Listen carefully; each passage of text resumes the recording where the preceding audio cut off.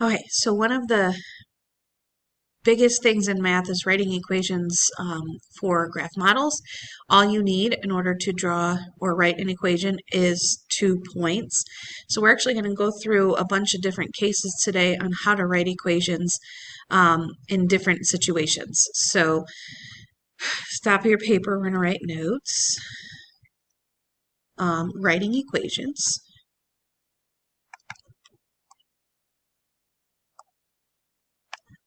Given specific points on the line. So one way to do this, I guess the best way to do this would be to look at some examples. So, for example, if I ask us to write or find the equation of the line that goes through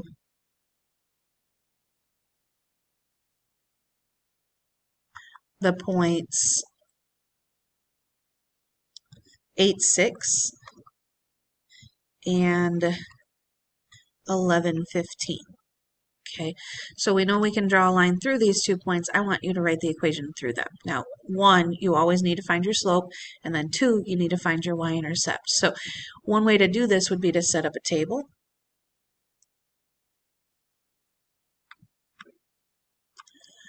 So if I were to put my x here, y here, horizontal table or vertical table, doesn't matter.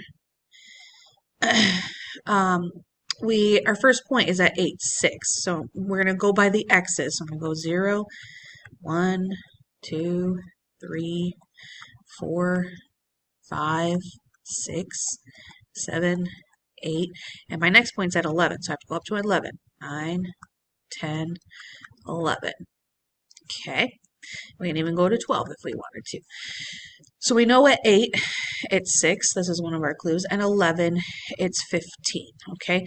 Now, in previous lessons, we learned how to find the slope of our table. We need to find our rise and our run ratio. So let's pick a color here. I might pick, I don't know, this pretty purpley color. We know that slope is the rise to run ratio. And you always find your rise in the y's, or the change in y over the x stuff. What's happening in the x's, or what's the change in x. So let's look at the change in y. So from 6 to 15, what happened? Oh, it went up 9. So my change in y is 9. And then from 8 to 11 in the x's, we went up 9, 10, 11, 3. So our change in x is 3. Once you have your up 9 over 3, we can reduce this. 9 over 3 is a nice number. 9 over 3 is 3, or 3 over 1. So we know our slope is 3. So this helps us out a lot. I'm going to switch color here just to show what's happening, okay? This is telling us that it's going up 9 for every 3, but it's also going up 3 for every 1. So if I go up 1 here in the x, I know I have to go up 3 in the y's. So at 6, it has to be 3 more, or 9, or 6 plus 3 gives me the 9, plus 3 gives me 12, plus 3 gives me the 15, which fits the pattern. Going forward, we're adding 3 every single time. But we also need to find our y-intercept, and we know we always find our y-intercept. I'm going to use a different color. Y-intercept is always found in a table when x is 0. Well, that's right here. We don't know what that is. So you're going to have to use your slope to work backwards to find out what that is. Well, if we're adding 3 going forward, then we probably should go backwards 3. So 6 minus 3 gives me 3. Minus 3 gives me 0. Minus 3 gives me negative 3. Minus 3 gives me negative 6. Minus 3 gives me negative 9. Minus 3 more gives me negative 12. minus 3 more gives me negative 15, minus 3 more gives me negative 18. So we know that when x is 0, y is negative 18. Okay, so you have both of those things now, so we're going to use our form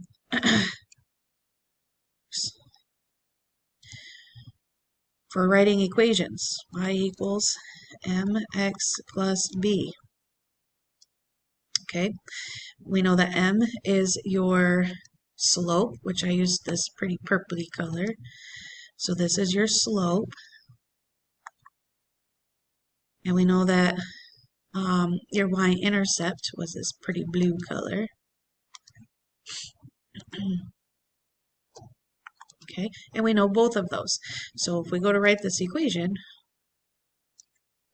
we get y equals, the m is going to be a number, we'll keep the x, keep the plus, the b is going to be a number.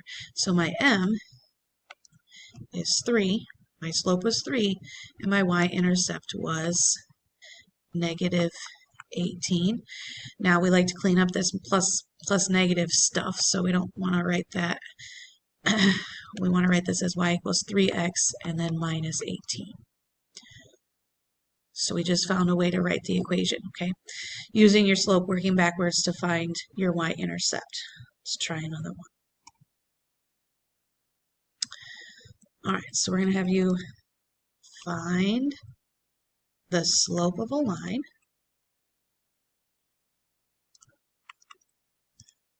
that goes through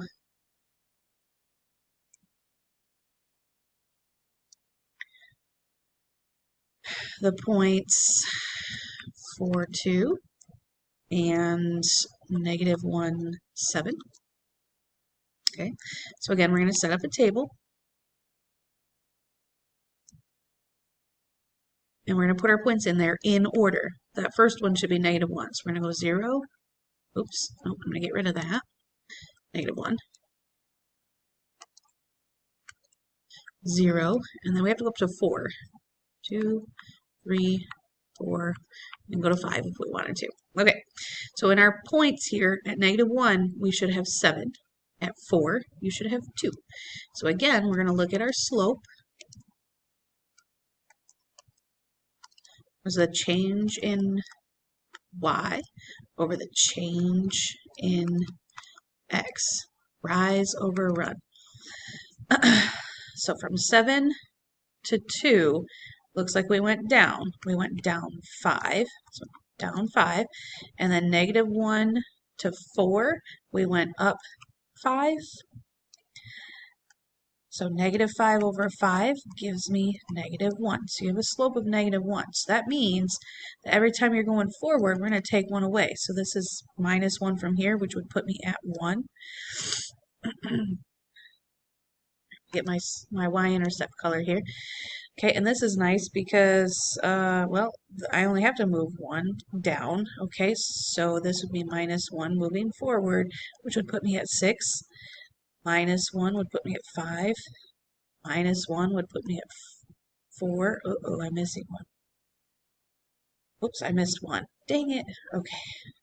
Okay, so I fixed my table in here, but again, your slope went from 7 to 2, so that went down 5. Negative 1 to 4 went up 5. So down 5 over 5 gave me a slope of negative 1, which, if you look at this one going forwards, that means we're subtracting 1 every single time going forwards. So going forward here, I know that I would have to subtract 1, which would put me at 6. Subtract 1, which would put me at 5. Subtract 1 puts me at 4. Subtract 1 puts me at 3. Subtract 1 puts me at 2, which is perfect. Subtract 1 puts me at 1. All right, and again, you find your y-intercept when x is 0.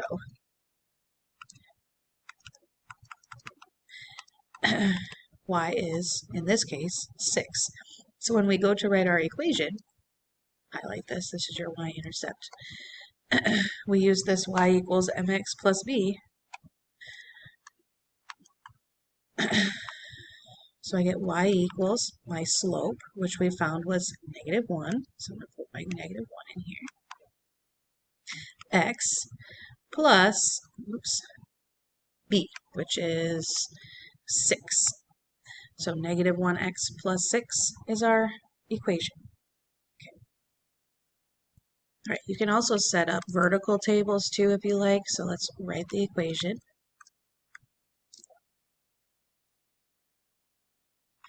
of the line that goes through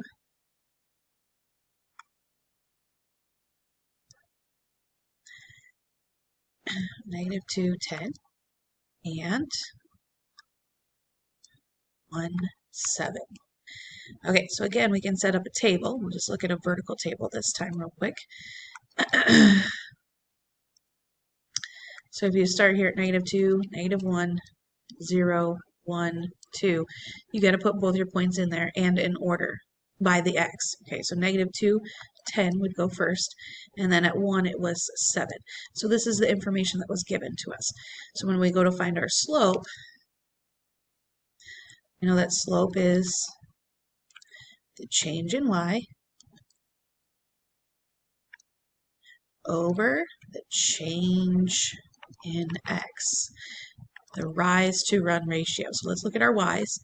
From 10 to 7, looks like we went down, so we went down 3. And then x's went from -2 to 1, so it looks like we went up 3. So I went down 3, up over 3. So that gives me -3 over 3, which is -1. And then your y-intercept is found when x is 0. So we're going to use this down 1 every time to show where our y-intercept is. So it looks like we go down 1 from here, which gives us 9. Down 1 from here, which gives us 8. Down 1 from here gives us 7. Down 1 from here gives us 6. So it does fit the pattern. And we can see right here, this is your y-intercept when x is 0. So let's go to write our equation. So y equals mx plus b. So y equals the -1 x plus my y-intercept was at 8. So y equals -1 plus 8. Okay, so there's one way. Now we're going to get into 5 different cases that you might run into.